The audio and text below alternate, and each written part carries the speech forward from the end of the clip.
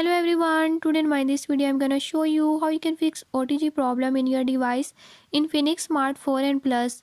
In this device Infinix Smart 4 and Plus, if you're having any issue like OTG is not connecting or is not working, I'll tell you few tips and tricks that you can use to fix it.